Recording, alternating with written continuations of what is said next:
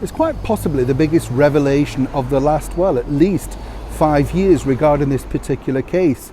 But as ever, who are we talking about?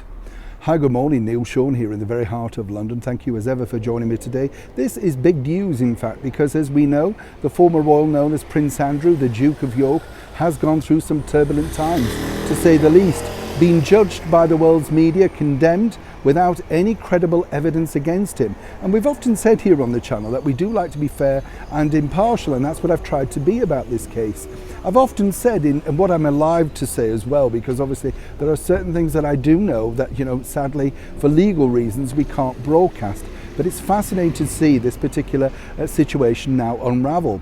This already stems from the fact that Ghislaine Maxwell recently gave an exclusive interview to Paramount, all about the fact that she was what she was doing in prison and her side of the story, the fact that she's appealing. But the biggest bombshell really was all centered upon the fact that this now infamous picture, which features Prince Andrew, has, according to her, not real. In fact, she can't say why it's not real, which is a shame, but I'm sure that's coming at some point. But she says it's fake.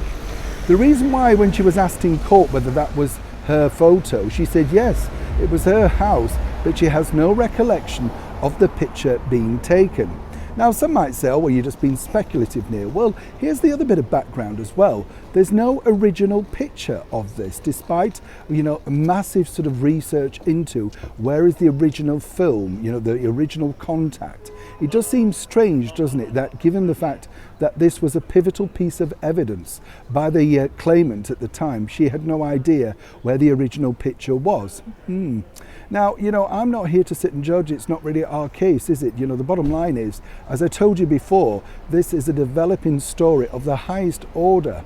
And when you think about it now, it will only really get broadcast on channels like this, simply because, the mainstream media, it doesn't really suit their narrative.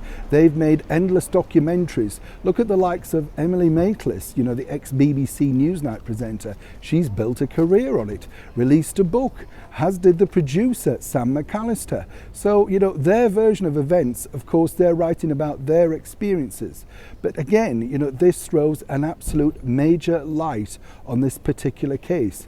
And I'm sure it must be with some relief for the former royal known as Prince Andrew, and of course his former wife, the Duchess of York, that this has moved on at least a stage further.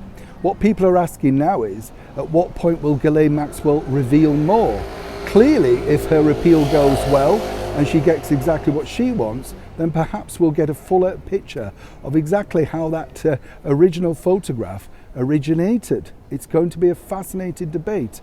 But more importantly, will this be enough for him, Prince Andrew, to involve him back within the inner royal circle? Too early to say yet, but I'm sure you'll agree, this story is far from over. As ever, when I know more, you'll know more. Neil Sean in the very heart of London.